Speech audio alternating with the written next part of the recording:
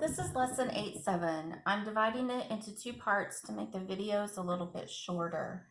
I want to thank you for hanging in there with me through this. I know there have been some times that I've made some mistakes. I hope that you've caught them and fixed them on your own. I know one thing I did on the previous lesson was call a factoring diamond a factoring tree, and I'll try to pay attention to that today so I don't make that same mistake twice. This is on solving ax squared plus bx plus c equals 0, which you know is a quadratic equation. Now, the ones that we have been working with previously, the a has been a 1. Today, we're going to be working with a different coefficient for the letter A. So this one's going to be just a little bit different than the previous lesson. Let's start off with prime polynomial. It says, a polynomial that cannot be written as a product of two polynomials with integral coefficients. Basically, that means you're not going to be able to factor it using a factoring diamond. So sometimes we'll come to some problems today that will not be factorable using the factoring diamond. Okay, let's look at example 1a. This says to factor. If you're looking at your notes, it says factors of 50 and sum of 20.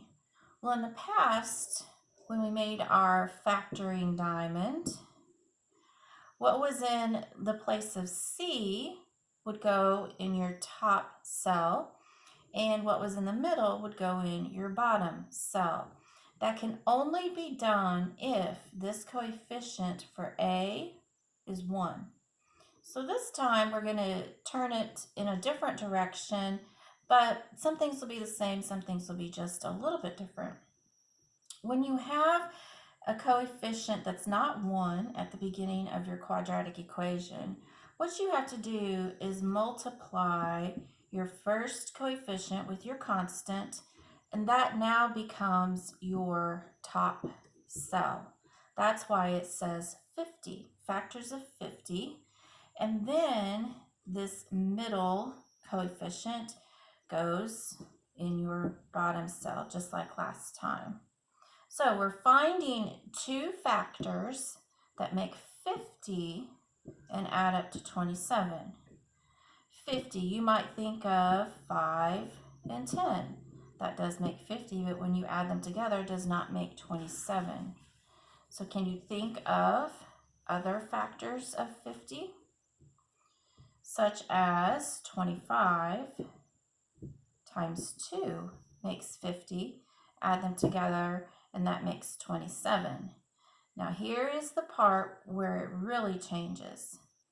What you have here as your factors gets substituted into where our middle term is. So we are turning a 3-term polynomial into a 4-term polynomial. The first term, bring it down. The middle term gets replaced with a positive 25x and a positive 2x, and then bring down your last term. So now we've gone from a 3-term polynomial to a 4-term polynomial. Can you remember what we do when we have 4 terms and we need to factor? We choose the method factor by grouping. And you can rearrange these if you would like, or you could leave them like they are. I prefer the way they are, and I'm going to factor my first 2 terms, and then I'm going to factor my last 2 terms. So let's start with our first 2 terms. What's the greatest common factor of 5 and 25? That would be 5. X squared and x would be x. Now, what times 5x gives us 5x squared? 5x times x.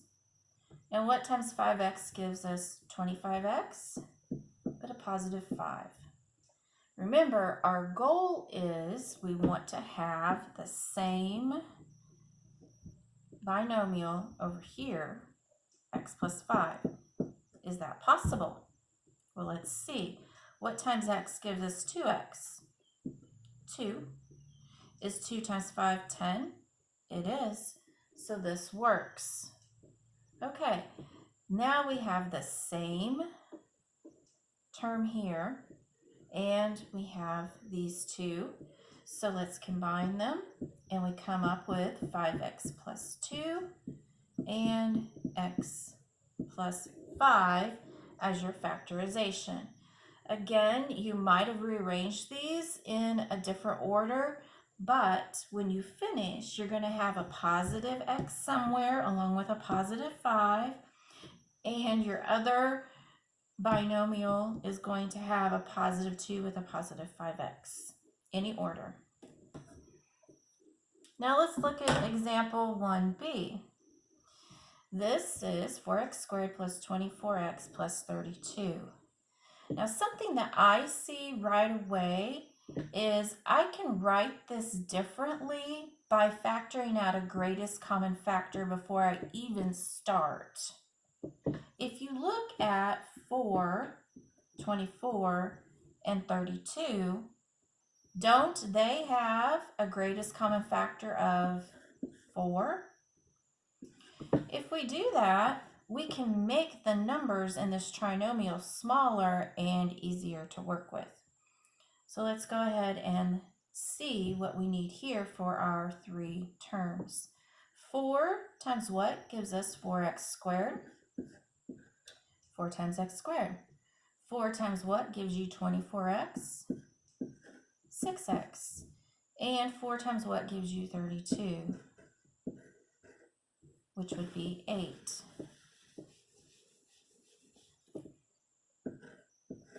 Now we have a polynomial to work with that doesn't even have a coefficient that's different than 1 here at the beginning. So we can go back to our factoring diamond and go back to what we learned in the previous lesson.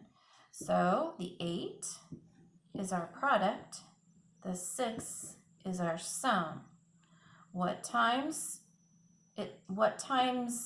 another number gives us 8 but adds up to 6? 4 times 2. So bring down your 4, and now you have x plus 4 and x plus 2. And that's how you would factor example 1b. I'm going to stop this video now and do part 2 of lesson 8-7, which will include examples 2a, b, c, and example 3.